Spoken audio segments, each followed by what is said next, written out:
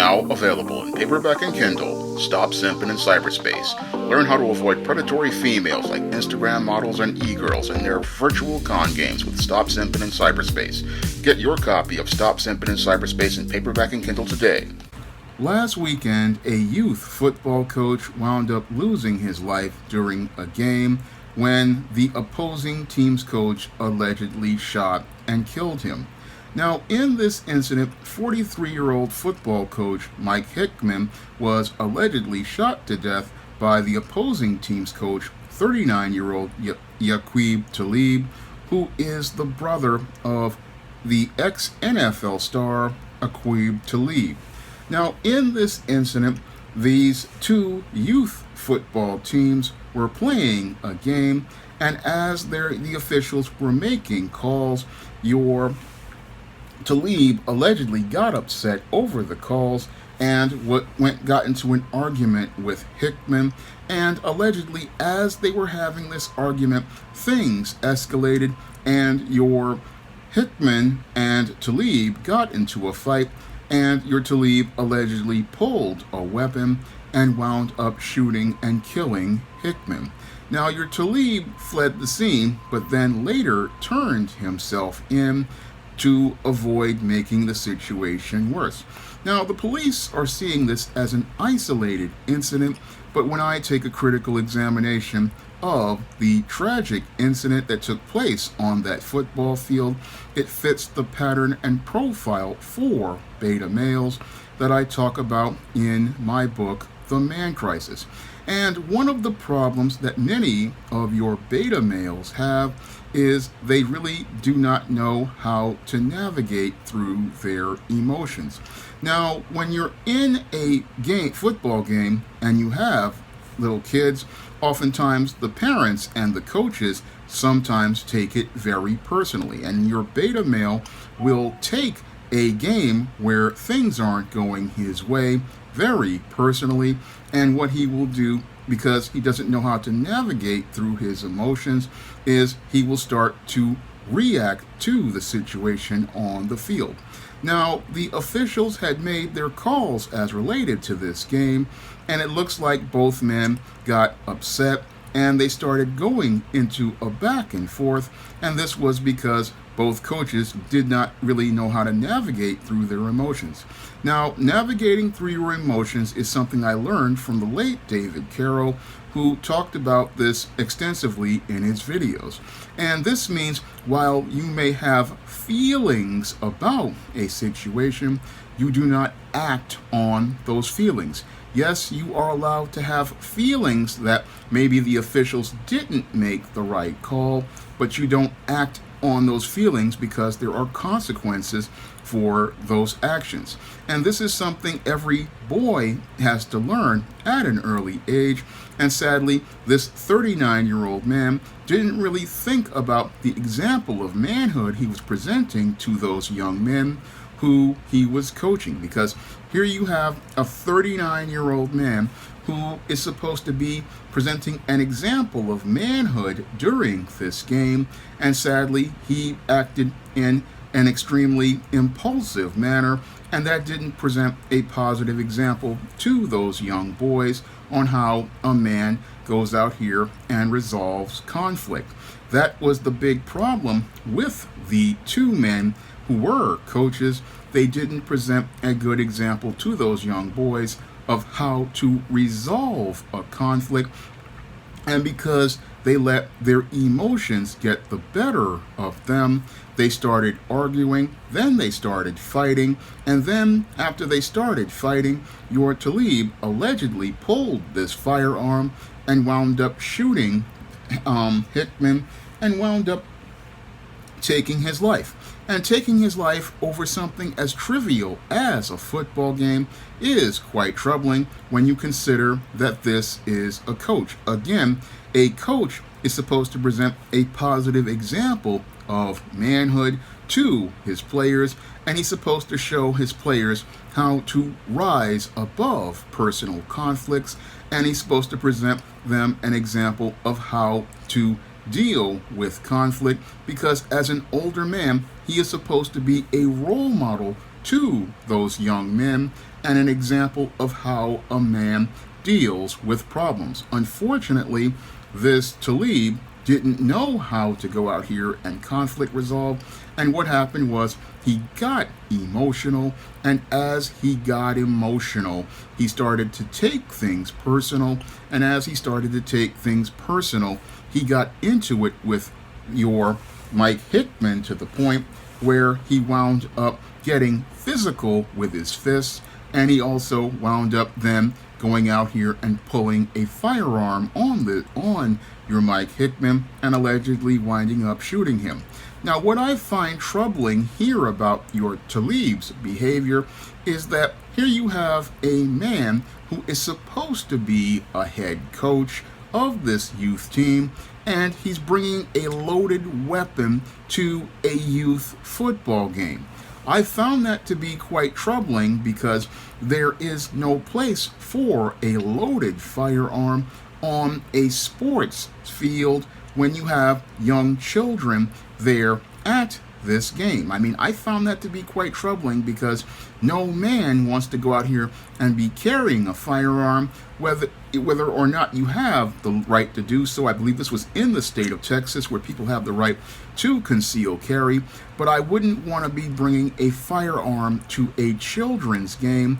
because I would want to present a positive example of manhood to those young boys who were on the field, because those young boys, they needed to see a man being a man, and a man doesn't go out here and bring a loaded weapon to a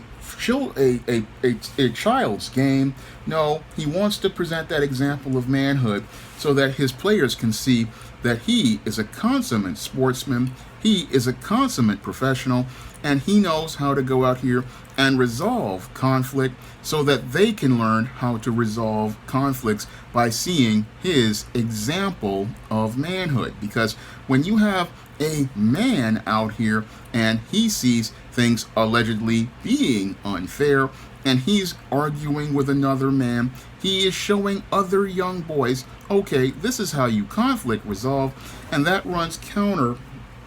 to everything that a youth football team is, because a youth football team is supposed to be about developing good character in young boys, developing integrity in young boys, and showing young boys how a man goes out here and knows how to deal with, one, conflict, because playing the game is conflict, and two, knowing that there is going to be a winner and a loser, and knowing how to accept taking L's as related to the game. That is what builds the character in a young boy that he takes into his adult life. And this Talib allegedly did not present that example to these young boys by going out here and, one, going out here bringing a loaded firearm to that game, two, arguing with another coach, and then three, escalating his behavior into violence. His character was not only unsportsmanlike, it was also unmanlike if these allegations are true. Now, in the aftermath of this shooting of this coach, what your Talib allegedly did was he fled the scene, and he wound up trying to go on the run, but I guess he decided not to go on the run, and he decided to turn himself in. And after he turned himself in, he sadly wound up presenting, again, the worst idea of sportsmanship, and he also just showed us how he really was not ready to be a man. Instead, he's going to present an example of what not to do, because now he's gone from being a coach of a youth football team to winding up inside of the criminal justice system, where if he is convicted for this crime, he is going to go from being able to mentor young men to winding up in a penitentiary full of men who will be turning him from a guy who was coaching a team and working with tight ends until to becoming a wide receiver who will be receiving things from Bubba and Tiny. And as he's inside of this penitentiary being traded for Little Debbie snack cakes, ramen noodles, cups of coffee, Kit Kat candy bars, bottles of soda, and other items in the commissary, he's going to be thinking that he lost one of the most important things as related to his life, which is the intangible of his freedom. And that's what many males don't do out here when they don't think critically. They wind up putting their intangibles of manhood at risk, and that's what your Aqib Talib wound up doing that day on that football field. He put his intangibles of manhood at risk, things like his dignity, things like his self-worth, things like his self-esteem, and his freedom. He put them all in jeopardy and wound up losing all of them, all because he got in his feelings over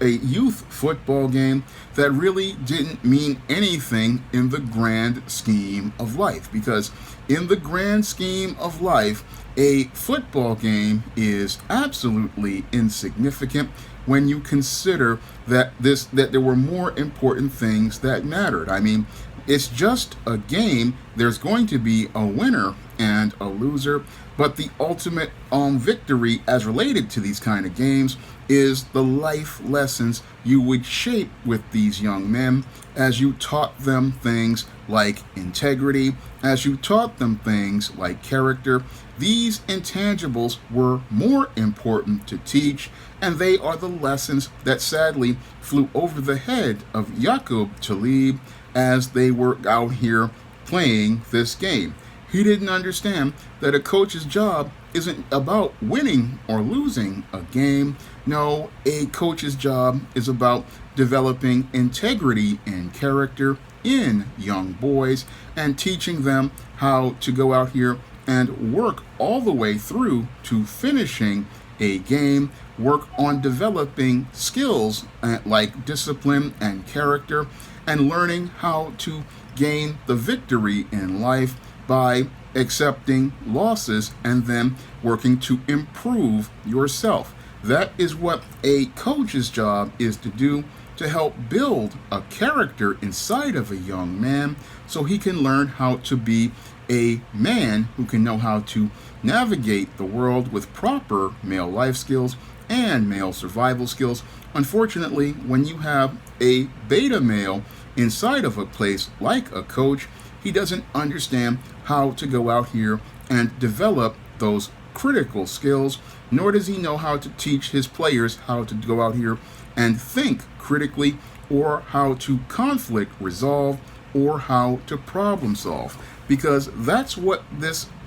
coach didn't really teach his players. These players never knew how to think critically because he wasn't thinking critically. And because he wasn't thinking critically about the big picture as related to these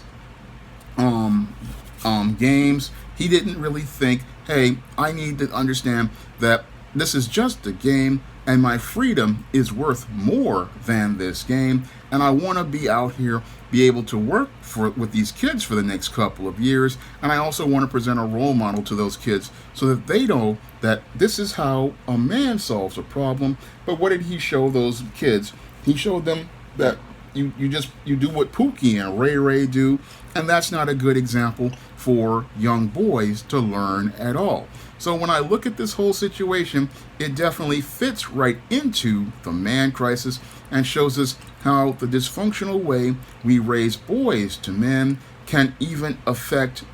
people who are trying to do the right thing. Because if your foundation in your family isn't strong and you're not raised with the right values, you will go out here and become one of these men in crisis, and your behavior when there is a minor conflict